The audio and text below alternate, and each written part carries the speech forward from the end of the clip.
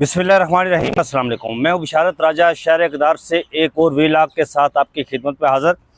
नाज़रीन, अच्छी भली गाड़ी चल रही हो, सड़क पर दौड़ रही हो, शराब पर दौड़ रही हो, तो उस गाड़ी में टांग देकर उसको हादसा कराने की अमली शक्ल देखनी हो तो आप इस्लामाबाद हाई कोर्ट को देखें। ये अदारा 3 साल कबल एक ऐसा अदारा बनकर सामने आया जहाँ से इंसाफ फरामी में पाकिस्तान के तमाम लोगों को बिला तफरीक और तमाम सियासी जमातों को बिला तफरीक इंसाफ मिल रहा था। और इस्लामाबाद हाई कोर्ट में पाकिस्तान के तमाम शहरों से, तमाम इलाकों से, दूर दराज इलाकों से भी लोग इस्लामाबाद हाई कोर्ट में दरख्वास्तें दायर करते थे और ये कहते हुए हमने खुद सुना, वो कहते थे कि इस्लामाबाद हाई कोर्ट इंसाफ की फरामी में फौरी जो है वो अमल करती है, फौरी इंसाफ फराम करती है और बिला तफरीक वो इंसाफ फराम करती है। ये तो इंसानों को इंसाफ फराम किया जा रहा है, इंसान तो इंसान रहे। यहाँ पर कावन हाथी को भी इंसाफ मिला और ये एक जानवर है, इसको ऐसा इंसाफ मिला कावन हाथी को, अमेरिकी सुप्रीम कोर्ट में भी इसकी मिसालें देखने को मिली। मैं आपके सामने जो बात रखने जा रहा हूँ वो ये है कि अब यही इस्लामाबाद हाई कोर्ट है जो खबरों की ज़िन्नत तो बनी हुई है, लेकिन ये खबरें वो खुशगवार और अच्छी खबरों की ज़िन्नत नहीं है।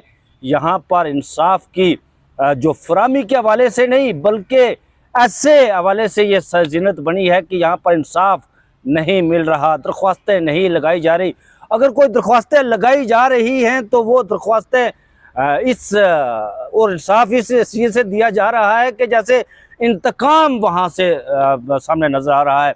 ये आज मामला जो मैं आपके सामने रखने जा रहा हूँ वो जस्टिस तारिक जंगीरी का है।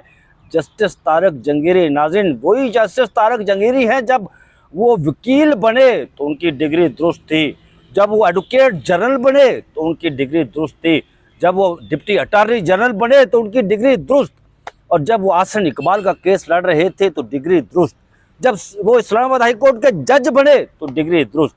लेकिन उनका कसूर क्या है? उनका कसूर फ़कत ये है कि उन्होंने ख़त लिखा, उन 6 जजेस के साथ वो शामिल थे जिन्होंने ख़त लिखा था सुप्रीम कोर्ट ऑफ पाकिस्तान के चीफ जस्टिस को कि भाई यहाँ पर हमारे बेडरूम्स में कैमरे लगाए जा रहे हैं। बात यही नहीं रुकी बल्कि जब इलेक्शन ट्रिब्यूनल बनाए गए तो इस्लामाबाद हाई कोर्ट में जस्टिस तारिक जंगीरी को उसका सरबराह बनाया गया। उनके सामने जब केस लगते हैं तो उन्होंने फॉर्म 47 मांगा, जेन्युइन फॉर्म 47 मांगा, जो इस्लामाबाद हाई कोर्ट के जीते हुए जिन्हें जितवाया गया था, यानी कि नून लीग के उम्मीदवार जो लोग थे उनसे जब फॉर्म 45 जेन्युइन हालत में मांगा और कहा कि इसका फराजा करवाएंगे, जहां से हमें मर्जी फराजा करवाना पड़े। उसके बाद मुबैना तौर पर उनकी जाली डिग्री सामने लाई गई और फिर वो तमाम मिशनरी हरकत में आई इनके खिलाफ जो पाकिस्तान की 78 साला तारीख में ऐसा होता आ रहा है। फिर केस इस्लामाबाद हाई कोर्ट में दायर किया गया, कहा गया कि इनको काम से रोका जाए। नाज़रीन, आपको बताते हैं कि असल में कहानी क्या है, खबर क्या है। Chief justice Islamabad high court justice Sarfaraz Dogar खौफ में है इस वक्त, वो ब्लंडर पर ब्लंडर करते जा रहे हैं। जब वो chief justice Islamabad high court बनाएंगे, मामला ये नहीं कि वो यहाँ पर किस तरह लाए गए 26वीं आईनी तरमीम के बाद, किस तरह जो हुआ वो चीफ जस्टिस तो बन गए, लेकिन चीफ जस्टिस बनने के साथ ही उन्होंने जब इमाम मज़ारी एडवोकेट के हवाले से रिमार्क्स दिए तो उनकी जहनीत सामने आई थी कि वो कैसे। तो उसके बाद इमाम मज़ारी एडवोकेट ने उनके ख़िलाफ़ एक तो दरख्वास्त दायर की इस्लामाबाद हाई कोर्ट में कि मुझे CCTV फुटेज दी जाए। फिर हरासगी की दरख्वास्त, वर्क प्लेस पर हरासगी की दरख्वास्त दायर की गई।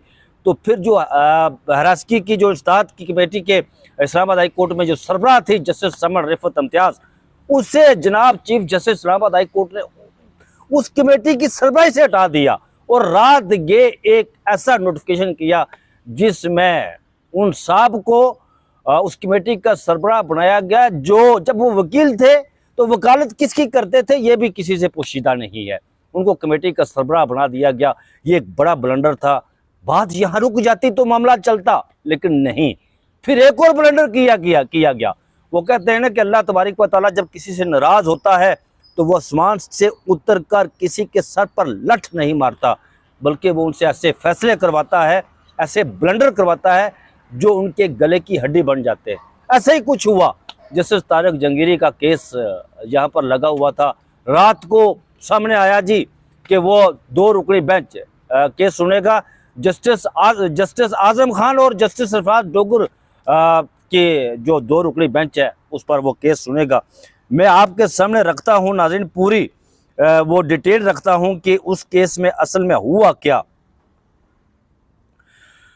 वो ये हुआ कि केस की समाअत जब आज शुरू हुई तो वहाँ पर वकला मौजूद थे। इस्लामाबाद हाई जो बार एसोसिएशन है, डिस्ट्रिक्ट बार एसोसिएशन के बड़ी तादाद में वहाँ पर वकला मौजूद थे।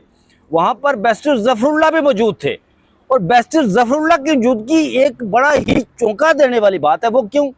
बैरिस्टर ज़फ़रुल्लाह जब यहाँ पर वज़ीर कानून थे, शायद खकान अब्बासी साहब प्राइम मिनिस्टर थे, तो उस दौर में justice Tariq Jahangiri advocate general Islamabad की सीट से काम कर रहे थे। गोया कि ये ऐसा लग रहा है कि ये सब कुछ पहले से तयशुदा था, बैरिस्टर ज़फ़रुल्लाह की वहाँ पर मौजूदगी। और फिर जब केस की समाअत चलती है तो फिर होता क्या है, पहले मैं वो आपके सामने रखता हूँ। हालांकि ये जब कोई एक शख्स, जब कोई एक वकील किसी भी अदालत का जज बनता है तो उसको हटाने के लिए, उसको ओहदे से हटाने के लिए एक अदारा मौजूद है। वो है सुप्रीम जुडिशल काउंसिल।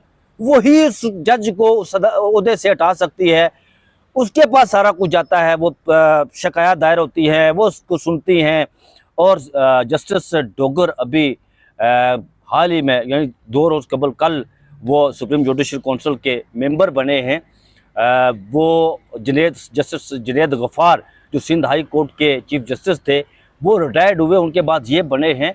तो ये कानूनी तौर पर, आईनी तौर पर सुप्रीम जुडिशल काउंसिल ने ये मामला देखना था, लेकिन यहाँ पर ये मामला जनाब इस्लामाबाद हाई कोर्ट के इस बेंच ने अपने सामने लगा लिया, जो आईनी और कानूनी तौर पर लगा ही नहीं सकता। वो क्या मामला है?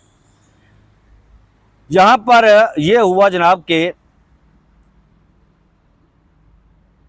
जब केस की समाअत शुरू हुई, अच्छा इस दरख्वास्त जो दरख्वास्त दायर की गई थी वो मियाँ दाऊद एडवोकेट साहब है, वो आज अदालत के सामने मौजूद भी नहीं थे वहाँ पर। तो केस शुरू हो जाता है जी। दरख्वास्त गुजार मियाँ दाऊद की जानिब से केस मुलतवी करने की इस्तदा की गई, उनके वकील की तरफ से इस्तदा की गई कि ये केस मुलतवी किया जाए। Islamabad bar council, Islamabad district bar के नुमाइंदे और वकला अदालत के सामने पेश हुए। बड़ी तादाद में लोग ये थे। काबिल समाअत होने पर सवालात अगर फ्रेम करेंगे तो आप आ जाइएगा, ये chief justice Islamabad high court का कहना था। अगर नोटिस करेंगे तो फिर देखेंगे, ये भी चीफ जस्टिस सरफराज डोगर साहब का कहना था। राजा हलीम अब्बासी साहब जब पेश होते हैं तो वो कहते हैं कि हमें इस पटिशन की जानिब से सीरियस एतराज़ात है, बड़े संजीदा किस्म के एतराज़ात है। ये जुडिशल कमीशन का अख्तियार है, ये ख़तरनाक, ये जुडिशल काउंसिल का अख्तियार है, सुप्रीम जुडिशल काउंसिल का अख्तियार है। ये बड़ा ख़तरनाक ट्रेंड है, ये हलीम अब्बासी साहब बता रहे हैं अदालत को। हमारी सिर्फ गुजारिश ये है कि ये ख़तरनाक ट्रेंड, ये इसको रोका जाए। अगर ये ट्रेंड बनेगा तो बहुत ख़तरनाक है। सुप्रीम कोर्ट के 2 फैसले इस हवाले से मौजूद हैं। इसी दरख्वास्त पर इतराज़ बरकरार रहने चाहिए। हम कानून की हुक्मरानी पर यकीन रखते हैं। बार एसोसिएशन स्टेक होल्डर्स हैं, ये कहना था वकील इस्लामाबाद बार एसोसिएशन के वकील हलीम अब्बासी साहब का। क्या आप इस केस में फरीक है? ये अदालत ने उनसे पूछा। हक के समाअत किसी का भी है, ये चीफ जस्टिस का कहना था। हमने आपस इतराज़ात को देखना है, ये चीफ जस्टिस का कहना था। लेकिन मामला क्या है? मामला नाज़रीन ये है कि जब केस की ये समाअत शुरू हुई तो केस जो आर्डर, कोर्ट आर्डर लिखवाया गया, यानी कि कमरा अदालत के अंदर, उसमें ये आर्डर नहीं लिखवाया गया जी कि करना क्या है, जस्टिस तारक जंगीरी साहब को काम से रोकना है या नहीं। उन्होंने कहा जी कि ठीक है, इस मामले को देखेंगे, सुप्रीम जुडिशल काउंसिल देखेगी। और ये कोर्ट आर्डर कमरा अदालत के अंदर ये बात लिखवाई गई कि वो देखेगी, जब तक वो इसको नहीं देख लेती उस वक्त तक हम केस नहीं सुनेंगे। लेकिन ये वो वहाँ लिखवा कर कमरा अदालत से जब चले गए तो वहाँ पर उन्होंने एक डिफरेंट आर्डर वहाँ से बाहर आया। वो डिफरेंट आर्डर क्या था जी? इस्लामाबाद हाई कोर्ट के जस्टिस तारक महमूद जंगीरी को जुडिशल वर्क से रोक दिया गया। ये अदालत की तरफ से हुक्म आया, जस्टिस तारक महमूद जंगीरी को सुप्रीम जुडिशल काउंसिल के फैसले तक बतौर जज काम से रोकने का हुक्म। सीनियर कानूनदान बैरिस्टर जफरुल्लाह खान और अशरफ अली उसाफ ये रहे जनाब अटारनी जनरल भी रहे इसके दौर में, शेख हकान अब्बासी के दौर में अदालती मावन मुकर्रर किए गए। अटारनी जनरल से दरख्वास्त है कि दरख्वास्त काबिल समाअत होने पर मावनत तलब की जाए। उन्हें मावन बनाया गया है, उन्हें कहा गया है कि वो हमें मुतमिन करें, सेटिस्फाई करें। डिवीजन बेंच ने मियां दाऊद की दरख्वास्त पर तहरीरी हुक्मनामा भी ये जारी किया है। जब मामला कोई सुप्रीम जुडिशल काउंसिल के सामने जाता है तो कोई भी अदालत, वो सुप्रीम कोर्ट हो या हाई कोर्ट हो, वो केस सुनने की मिजाज नहीं होती ता वक्त के जब सुप्रीम जुडिशल काउंसिल इस हवाले से फैसला ना दे। यही मौक़िफ़ आज इस्लामाबाद हाई कोर्ट के जस्टिस सरफराज डोगर और जस्टिस आज़म खान की अदालत के सामने रखा गया, लेकिन उन्होंने अदालत के जो अदालत के कमरा अदालत था वहाँ पर जो आर्डर लगवाया वो कुछ और आर्डर था, और जब वो उठकर वहाँ से चले गए तो वो आर्डर कुछ और था। अब ईमान मज़ारी एडवोकेट का मामला जो है, आप जानते हैं कि उन्होंने गुज़श्ता रोज़ दरख्वास्त यहाँ पर इस्लामाबाद हाई कोर्ट में दायर की थी। वो मैं कहानी आपके सामने बयान कर चुका हूँ, वो बता चुका हूँ, फैक्ट आपके सामने रख चुका हूँ कि वो फैक्ट क्या थे। और वहाँ पर दरख्वास्त उनकी लेने से पहले इनकार किया गया। उनके शोहर हादी अली चट्ठा का कहना था कि मुझे चक्कर लगवाते रहे, जो इस्लामाबाद हाई कोर्ट की मंजिलें हैं हमारे थे, कभी टॉप पे चले जाएं, कभी नीचे आ जाएं, कभी ऊपर चले जाएं। फिर वो जस्टिस समन रिफत इम्तियाज़ की अदालत में गए, उनके सेक्रेटरी के पास गए, उन्होंने दरख्वास्त ली। एक ब्लंडर तो वो किया था जो उन्हें हटाया गया था, और आज दूसरा ब्लंडर किया गया। लेकिन ईमान मज़ारी एडवोकेट ने जस्टिस सरफराज डोगर के जो हवाले से उन्होंने ईमान मज़ारी के ख़िलाफ़ जो मुबैना रिमार्क्स दिए थे, उस हवाले से सुप्रीम जुडिशल काउंसिल में गुज़श्ता रोज़ एक शिकायत दायर की थी, और आज उसमें इजाफी उन्होंने डॉक्यूमेंट्स जमा करवाए हैं। Islamabad high court harassment committee की तब्दीली का नोटिफिकेशन दस्तावेज़ात में शामिल किया जाए। एडवोकेट ईमान मज़ारी ने गुज़श्ता रोज़ सुप्रीम जुडिशल काउंसिल से रुजू किया था। ये सारा मामला चल रहा है। नाज़रीन, आपको बताते हैं कि जब असल मामला क्या, ये क्यों किया गया। ये इसलिए किया गया कि जस्टिस सरफराज डोगर साहब जब इस्लामाबाद हाई कोर्ट लाए गए, वो लाहौर हाई कोर्ट में 15वें नंबर पर थे, वहाँ से वो यहाँ पर लाए गए इस्लामाबाद हाई कोर्ट में। तो यहाँ पर जो आगे जज थे उनकी जो सीनियरिटी थी वो मुतासर हुई। वो सीनियर प्यूनी जज जो थे वो दूसरे नंबर पर चले गए, दूसरे वाले तीसरे पर, तीसरे वाले चौथे, और चौथे वाले पाँचवें पर। उस वक़्त एक दरख्वास्त वहाँ पर केस दायर हुआ, जिस आमर फारूक ने सुना, फैसला ने दिया। फिर सुप्रीम कोर्ट ऑफ पाकिस्तान में फैसला दिया, उसके खिलाफ अपील आई। यहाँ पर भी अजीब और गरीब किस्म का फैसला दिया गया। तो जो इस्लामाबाद हाई कोर्ट के 5 आज़ाद मर्द जजेस थे, वो बड़े तौर पर chief justice Islamabad high court justice Sarfaraz Dogar को उन्होंने दिल से चीफ जस्टिस मानने से नहीं माना।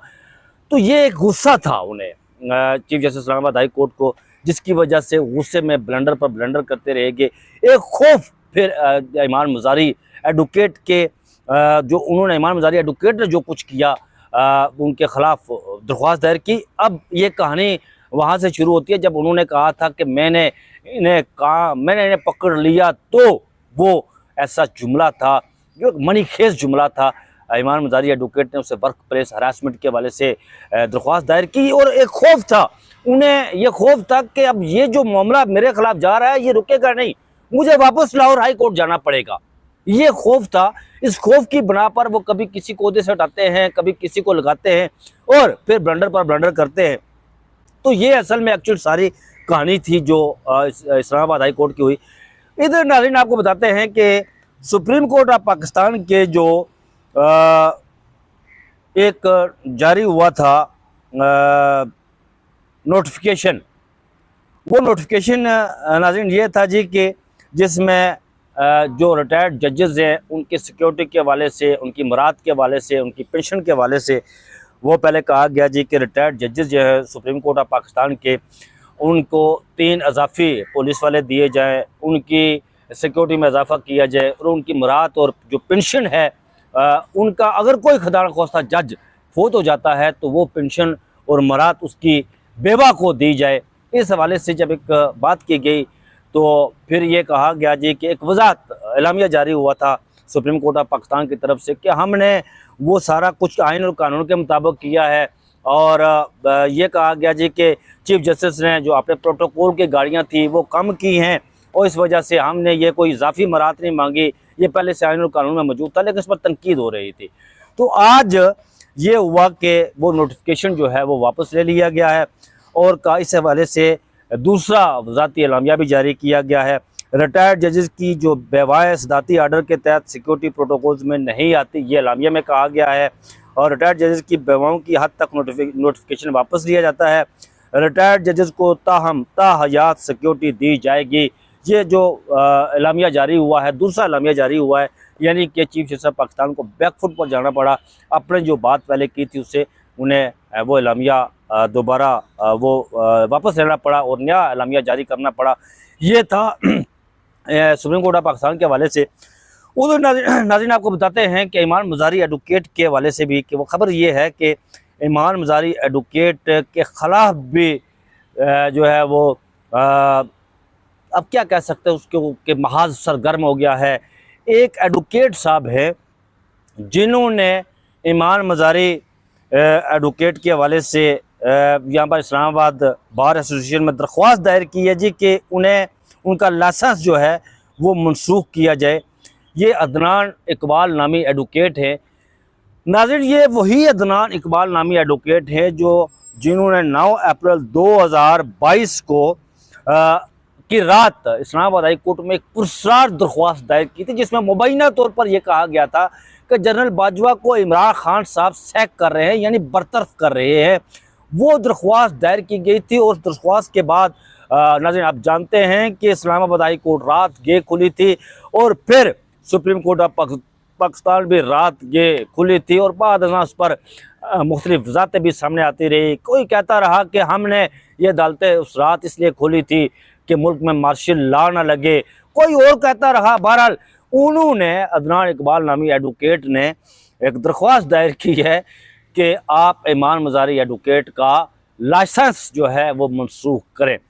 ये जो मज़्ज़ज़ शहरी होते हैं या मज़्ज़ज़ जो वकील होते हैं, ये ख़ास वक्त में उस वक़्त ये सरगर्म हो जाते हैं जब कोई काम इनसे लेना मकसूद हो।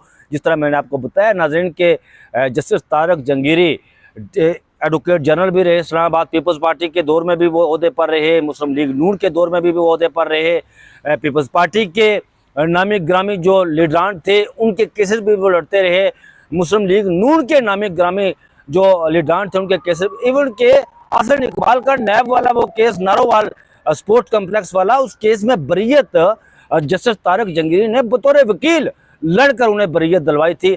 उस वक्त उनका लासा उस वक्त उनकी डिग्री ठीक थी, सारा कुछ ठीक चल रहा था, लेकिन फ़कत जब उन्होंने वो ख़त लिखा जिसमें कहा गया था कि हमारी एजेंसीज जो है खुफिया तौर पर वो इसमें इन्वॉल्वमेंट हो रही है, बेडरूम्स में कैमरे वगैरह, वो सारा कुछ लिखा गया था, लोगों को उनके ख़ानदान वालों को उठाया गया, ये सारा कुछ लिखा गया था।